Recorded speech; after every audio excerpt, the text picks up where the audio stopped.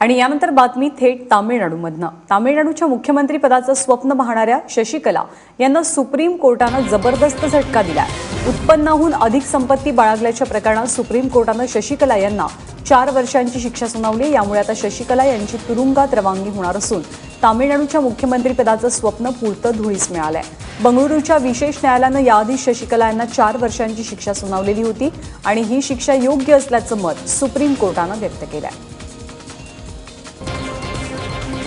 मध्यावधी निवडणुकांसाठी तयार असल्याचं ट्विट करणाऱ्या शरद पवारांना भाजपनं प्रत्युत्तर दिलंय। मुंबई भाजप अध्यक्ष आशिष शेलार यांनी पवारांच्या ट्विटला ट्विटच्याच माध्यमातून उत्तर दिलंय।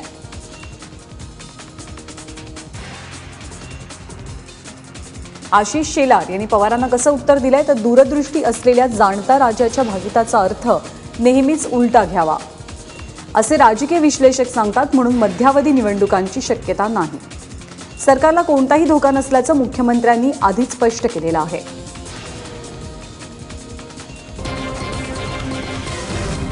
आणि राज्यामध्ये मध्यावधी निवडणुकीस राष्ट्रवादीची नुसती तयारी नाही तर तशी इच्छा सुद्धा आहे असं शरद पवार यांनी म्हटलंय। काल त्यांनी फेसबुक लाईव्हच्या माध्यमातून हे विधान केलं। शिवसेनेनं सरकारमधनं बाहेर पडण्याची भाषा केलेली आणि तसं झालं तर विधानसभेची मध्यावधी निवडणूक अटळ असेल असा दावाही पवारांनी केला।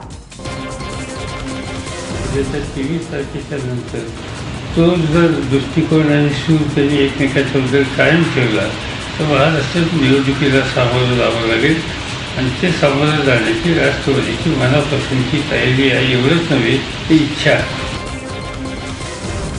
अहमदनगरमधील जेऊर गावात अतिमद्य सेवनामुळे तिघांचा मृत्यू झालाय तर तिघे जण अत्यवस्थ आहेत।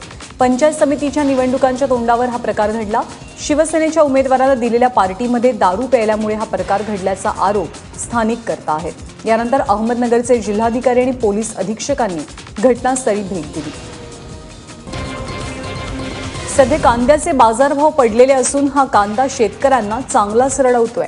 पडलेल्या बाजारभावाला कंटाळून नाशिक जिल्ह्यातल्या येवल्यामधील एका शेतकऱ्यानं आपल्या कांद्याच्या उभ्या पिकाला आग लावून दिली। इथल्या नगरचूर इथे कृष्णा डोंगरे यांची 5 एकरांची शेती आहे। ते कांद्याचंच पीक घेतात, मात्र सलग 2 वर्षांपासून कांद्यातनं होणाऱ्या नुकसानीला वैतागून त्यांनी आपल्या 5 एकर कांद्याला आगीच्या हवाली केलं। नाफेड आणि तूर खरेदी केंद्र चालवण्याच्या एजन्सीच्या मनमानी कारभारामुळे उस्मानाबादेत शेतकऱ्यांची तूर खरेदी विनाच पडू नये आणि याचा फटका शेतकऱ्यांना बसतोय। यामुळे संतप्त झालेल्या शेतकऱ्यांनी मुरुममधील नाफेडच्या खरेदी केंद्राला टाळं ठोकलं।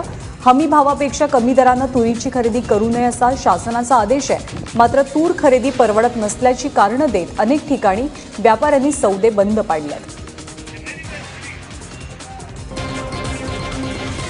आज पोते माल टाकल्यावर ना तिथं 1-2-1.5 महिना झाले टाकलंय, अजून माझी एकरी नाही का नाही, माझं असं रोजगारी मागायला बोलले। ते फेडरेशनला काय म्हणतात? फेडरेशनवाले काम तर अजून मला माझं ट्राकामध्ये आडते कसं घ्यावं तुमचा माल म्हणते ते सरकार जागा नाही म्हणते। हां, बारदाना देणे गेले, बारदार देणार आहे। 5,050 म्हटल्यानंतर मी इथं माल फेडरेशनला वाढून म्हणून ते ठेवलो।